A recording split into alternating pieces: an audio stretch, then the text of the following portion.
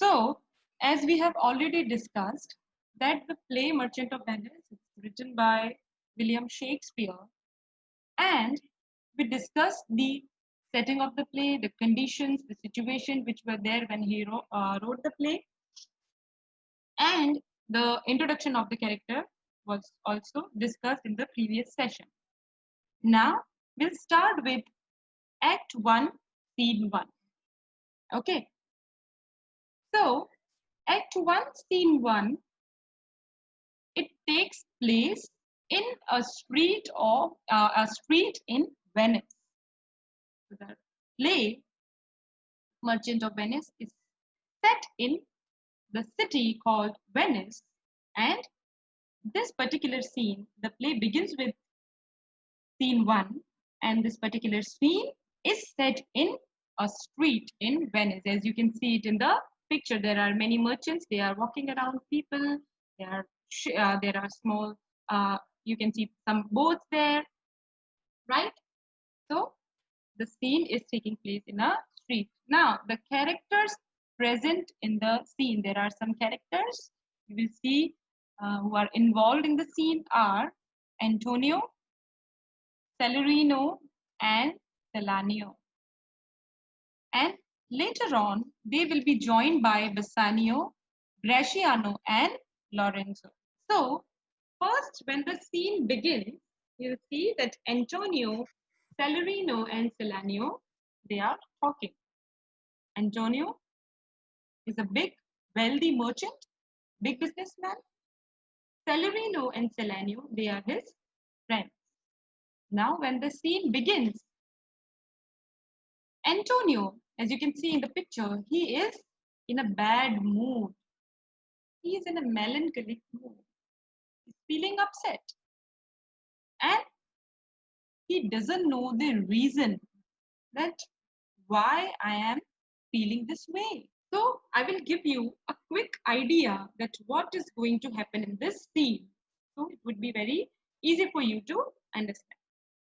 The Merchant of Venice opens with Antonio, a Venetian merchant, complaining to his friends that he has been feeling upset.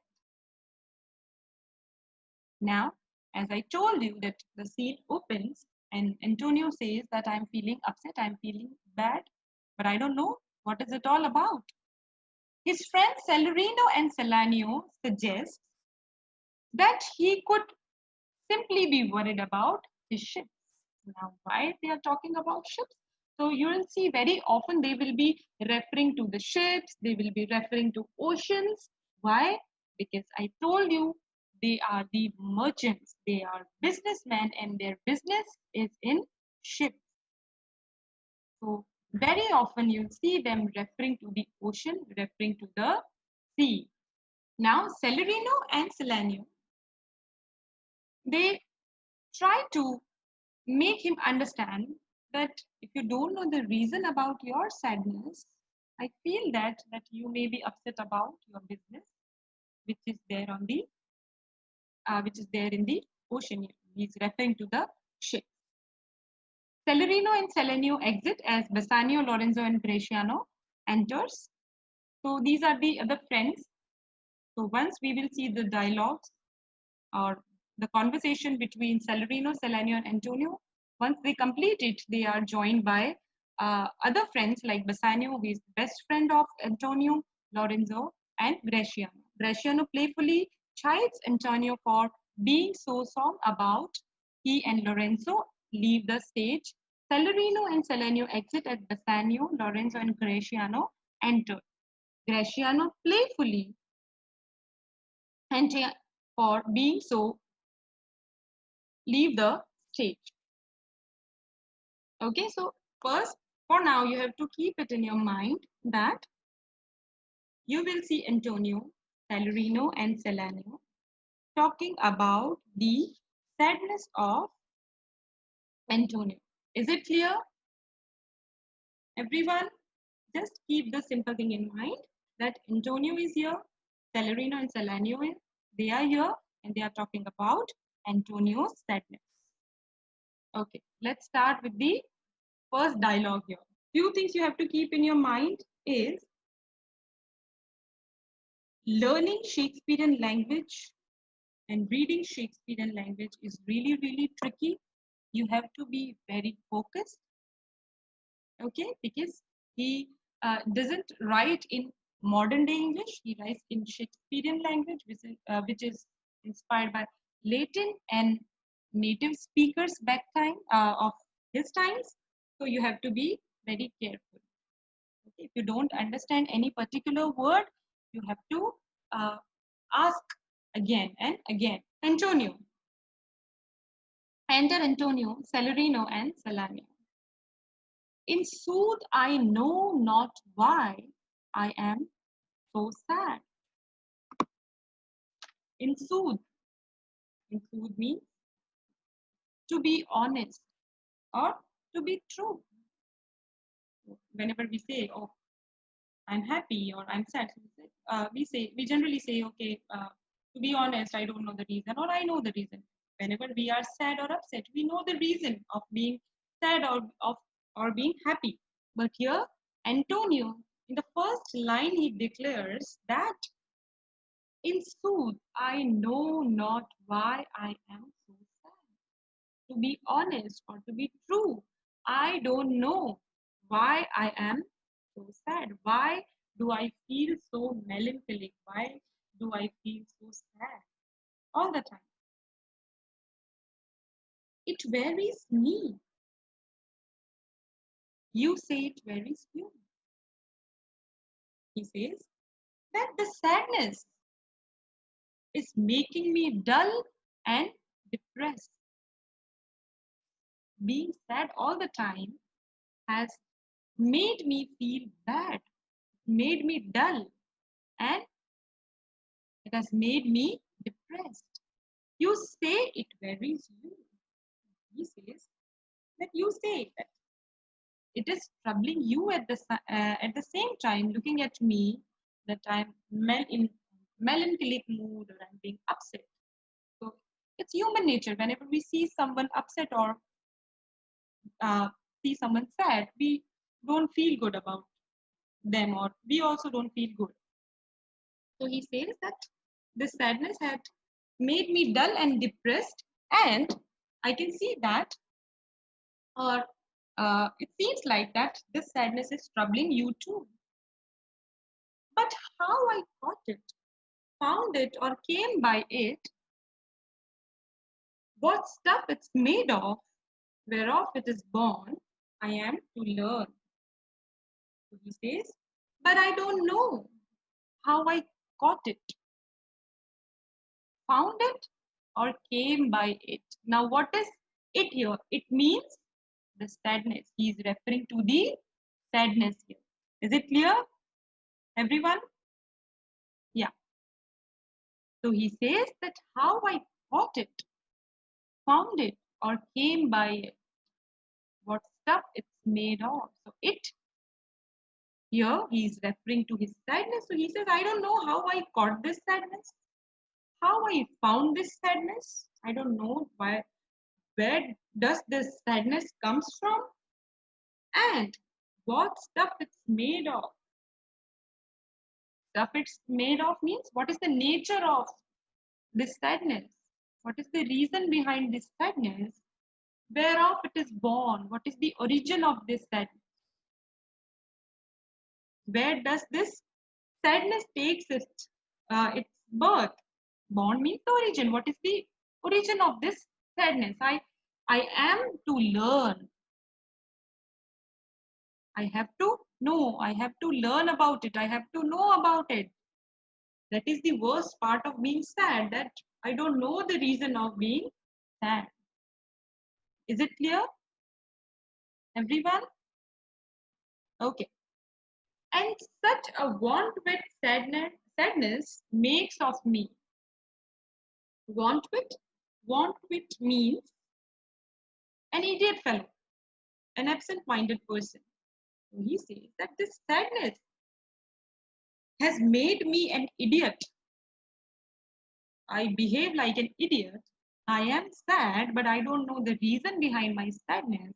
And it has made me an idiot fellow, feel like a fool. Why?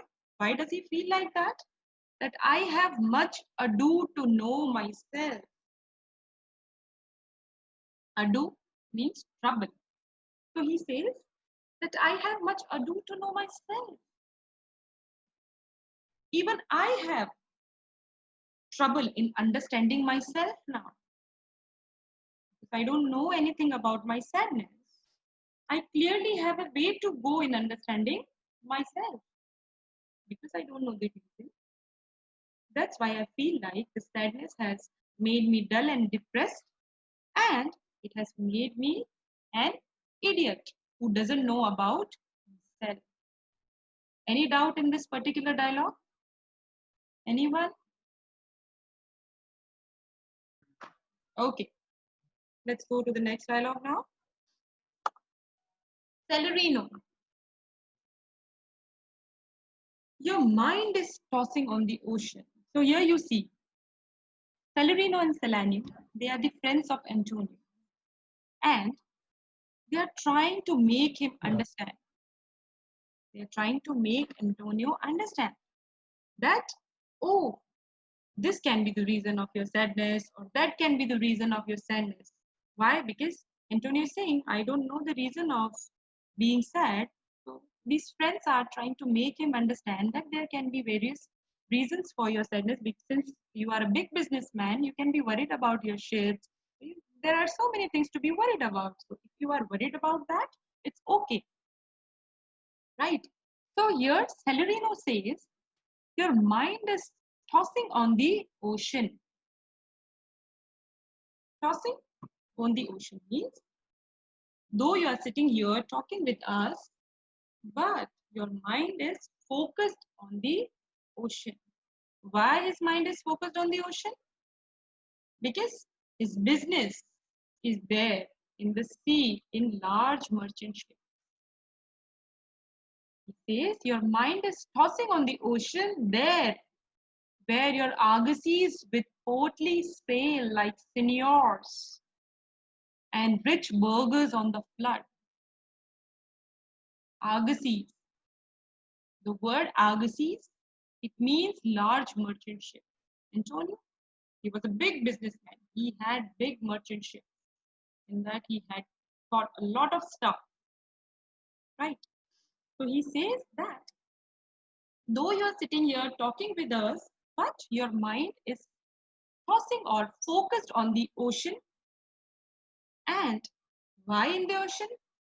Because there are your large merchant ships in the ocean, your large cargo ships on the ocean, and they are sailing portly, safely, majestically, like seigneurs. Seigneurs means lords or uh, Italian gentlemen or very wealthy merchants, right? Because we are talking about uh, that era. So they had people like this, who were rich, wealthy merchants, who were rich burghers. Rich burgher means important citizens, big people in the city. So he says that here you will see a lot of comparison.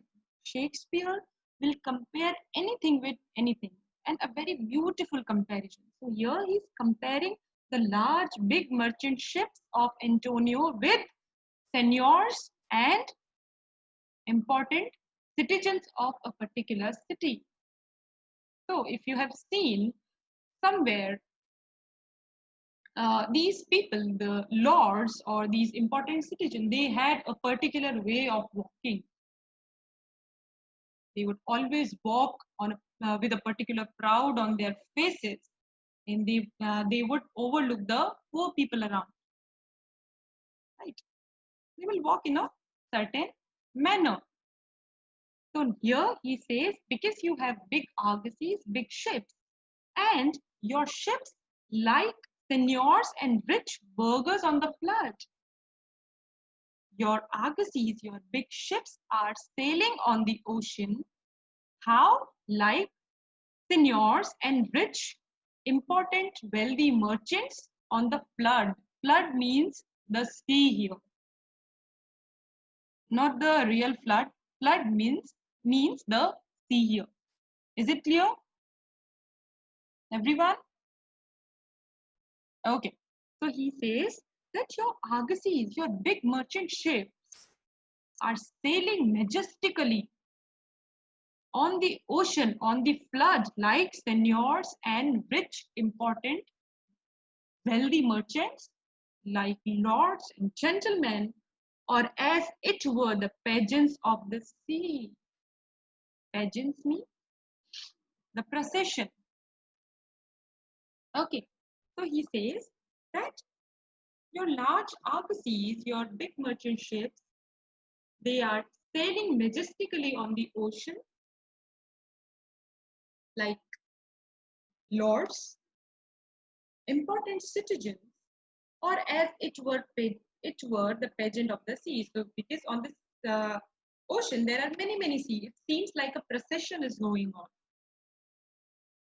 Yes, that it seems like a procession, and in that your ships, they are sailing like these lords do overpeer the petty traffickers. Overpeer means to overlook or to surpass. So when these lords, they used to walk around in the city, they would always overlook these small poor people. Right? They will walk on a certain kind of crowd on their faces. They would walk like this. So just here is a comparison of ships with those lords and those people. He says that just like those seigneurs and rich burghers, your big merchant argosies, your big merchant ships, they sail on the ocean in a procession and they overlook the petty traffickers. Now, what is petty trafficker here? Petty trafficker means the small commercial ship. Because Antonio is a big businessman, he had big ships. But there are some small businessmen also. They had their small commercial ships, boats.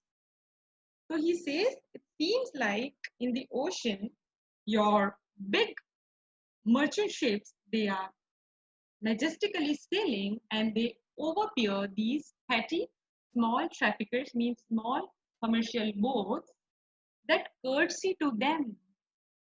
Curtsy means bow in respect. To show them some respect, they bow down.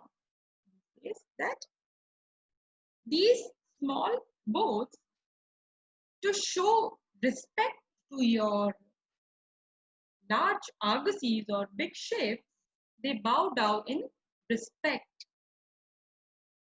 as they fly by them with their woven wings. Fly by them. Fly means not flying here. Fly means speed, because the big ships, they have big canvas sails. Woven wings mean the big canvas sails. With the help of these big canvas sails, the ships move ahead, right? So he says that your large merchant ships are sailing in the ocean majestically, overlooking at these small traffickers, and it seems like these small traffickers or these small commercial boats are bowing down in front of your large argosies just to show them some respect, as your argosies speed fast. They move speedily with their woven wings, with their canvas sails. Is it clear? Raise your hand if it's clear. Okay. Any doubt in this dialogue, in the previous dialogue? If you have any doubt, ask quickly. Anyone? Ma'am. Yeah. Ma'am, what does courtesy mean? Curtsy means bow in respect. Yes. Okay, ma'am. What is pageant? What is this pageant? Pageants means the procession. Oh. Anything else? Ma'am, I had a doubt in the last. Yeah, tell me.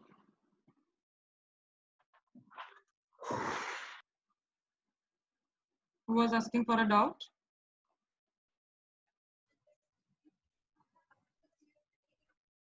Ma'am? Yeah. You have to be Yes, quick, ma'am. students. Yeah, we don't have much time. Yes, ma'am, I had a doubt in the third line. Which line? Tell me. Read it Third out. line. Read it out. But how I caught it, found it, or came by. Yes.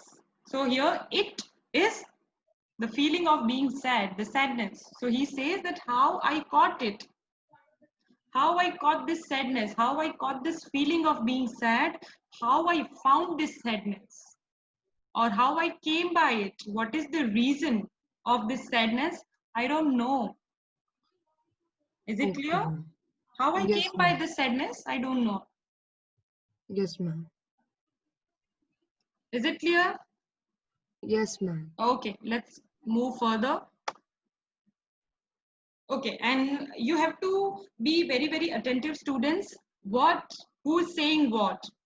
What is Celerino saying about Antonio's sadness, and what is Salanio is saying about Antonio's sadness? This type of question you will see in the exam. Okay, that who said what? Salanio. Believe me, sir, had I such venture forth, the better part of my affections would be with my hopes abroad. Now Selenio, because he is also Antonio's friend, he is giving his own reason. Salarino, he gave his own reason that you can be said about it. So he says, Selenio says, believe me, sir. Now who is sir here? Antonio. He says, believe me, sir. Believe me, Antonio. Had I such venture forth, if I had such business, such big business like yours, the better part of my affections would be with my hopes abroad. Yes. The better part of my affection. The word better part, it means here that we have two types of feelings in our mind about a particular thing. If we are going to do something or something is happening in our life, we have two minds. One says, okay, everything is going to be all right. That is the better part. And another mind or another part of ours, it says nothing is going to be all right or something wrong is happening. So we have two parts in our mind. So here he says that believe me, sir, had I such venture forth, if I had a big business uh, like you, the better part of my affection, that most of my mental energy or my better part of my mind, it would always be with my hopes abroad. My mind would always be there where my hopes would always be there where in the ocean. Abroad means because his business is out in different countries. So he says that my hopes, my mind would always be there where with my ships, with my business. Is it clear, everyone? Okay. I should be still plucking the grass to know where sits the wind.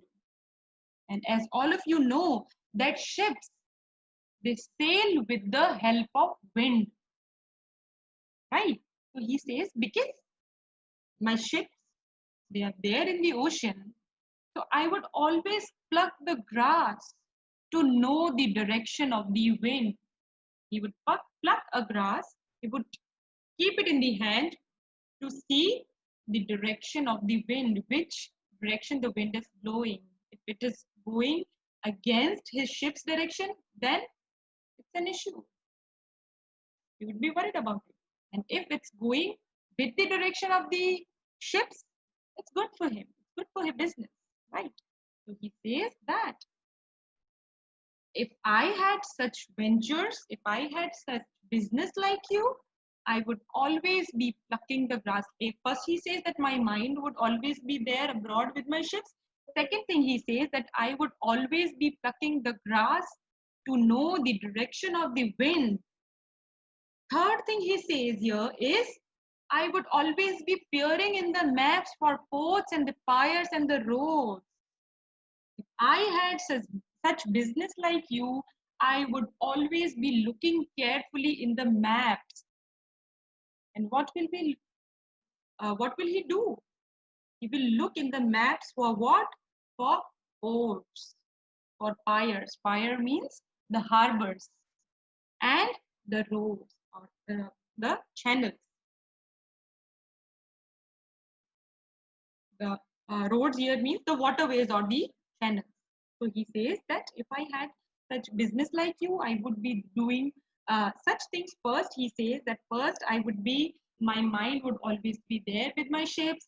Second thing, I would be plucking the grass to know the direction of the wind. And third thing, what will I do? I would always be looking carefully in the maps to find out the nearest port or the harbors and the waterways or the channels, water channels.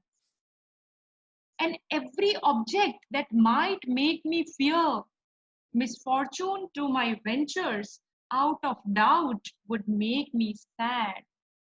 He says, and I would be worried about every little thing that might make me worry that something bad would happen to my ventures. And out of doubt means without any doubt, it would make me sad. If I think about any little thing that can harm my business, I would be worried about it. Without any doubt, I would be worried about it, and I would feel really, really sad. So believe me, Antonio, if you are feeling sad about your business, it's okay, because if I had such a big business like you, I would always be feeling the same. Ma'am, because of internet problem, I couldn't understand the second and the third dialogue. So can you explain in brief? Believe me, sir, this one? No, ma'am, the before, the second one. Okay, I'll quickly go through it. Okay, so Celerino, he says, your mind is tossing on the ocean, where there are argosies with portly sail, like seniors and rich burghers on the flood. So he says, you must be sad, or you must be sad. Why? Because your mind is focused on the ocean, where there in the ocean, because you have your large merchant ships. Argosies means large merchant ships, which sail majestically like seniors, like big rich people, like wealthy merchants, or like lords on the sea. Seems like they are sailing in a procession, and they are overlooking these petty traffickers, the small commercial boats, who in courtesy, who bow down in respect, or who bow down in respect to your ships, to show the respect to your large merchant ships, as your big ships speedily sail on the ocean with their woven wings, means with their canvas sails in front of these small commercial boats. Is it clear now? Ma'am, what's the meaning of pageants? Pageants mean procession. Is it clear? Let's go to the next dialogue now. Celerino. My wind cooling my broth. Broth, it means the soup. So he says, Celerino, he's giving his own opinion here. So he says, my wind cooling my broth would blow me an ague when I thought what harm a wind too great at sea might do. So he says that I would get upset blowing my hot soup. In order to cool our soup, we blow some, we blow our soup. So he says that whenever I blow my soup, I will get upset. Why? Because I think the strong winds like this would make me think of what a strong wind at sea could do to my ships. Ague means shiver with fever. So he says that it gives me a shiver that what strong wind would do to my ships at the sea. What harm these strong winds can do to my ships in the sea. Is it clear here, everyone? Okay. I should not see the sandy hourglass run. If I saw the sands run in the hourglass, so in an hourglass, we have that sand which falls down, right? And it has a particular time slot. So he says that if I saw the sand run in an hourglass, I would think of a flat shallows. The word shallows and the flats. Shallows means the sandbars where you have less deep water. So he says that whenever I look at the sand in the hourglass, it would remind me of those shallows and the flats. And see my wealthy Andrew docked in the sand. Wealthy Andrew means the larger ships, the large merchant ships. The word wealthy Andrew means the large merchant ships here. So he says that the hourglass, it would remind me of the shallows where the ship, where the big large ship Andrew would be docked or would be wrecked or would be stuck in the sandbars. Wailing her high top lower than her ribs to kiss her burial, should I go to church and see the holy edifice of stone? So he says that wailing her high top means lowering her top of the mast lower than her ribs. Ribs here, ribs, they are not talking about the human ribs. We have our ribs, but he's talking about the wooden planks of the ship. Here he says that the hourglass would remind me of the shallows and the flats where my wealthy Andrew would be docked in the sand or would be dragged on the sandbars. And referring to his ship, he says that it would be wailing her high top, lower than her ribs. It will lower down her top from the mast to kiss her burial. Should I go to the church? To kiss her burial means to get dogged in the sandbars. So here he says that should I go to the church and see the holy edifice of stone? The holy edifice means the holy statue of Jesus. So he says, because if I look at the hourglass, it reminds me of the sandbars. And if I blow a wind, or if I look at the strong wind, it reminds me that what harm these winds can do to my ships. So I feel really upset. I feel really bad about it. So what should I do? Should I go to the church and see the holy edifice of stone? Should I go to the church because I feel upset? What should I do? Should I go to the church and see the holy stone statue of the Jesus? Ma'am, Yes. ma'am, in the previous slide, Yes. ma'am, the first 3 lines, I cannot understand those. My wind cooling my broth. This one. Yes, yes. Okay. I'll quickly go through it then. My wind cooling my broth would blow me an ague when I thought what harm a wind too great at sea might do. So he says that whenever I blow my soup, it reminds me of those strong winds which are there in the sea, which are there in the ocean. And those strong winds can do a lot of harm to my ships. So this wind reminds me of those strong winds which can harm my ships. Is it clear now? Yes, ma'am. And ma'am, what does the Andrew and the hourglass signify here? Hourglass. Have you seen an hourglass? It is made of glass and there is sand in Yes. the one part, Yes. right? That is hourglass. Okay. So he's Is there referring. any comparison to the hourglass with anything? The hourglass being compared to anything? He is not comparing hourglass with anything. He's saying the sand in the hourglass reminds him of the sandbars or the flats in the ocean where the sea is less deep. Ma'am, Yes. I have a doubt, ma'am. Yeah, tell me.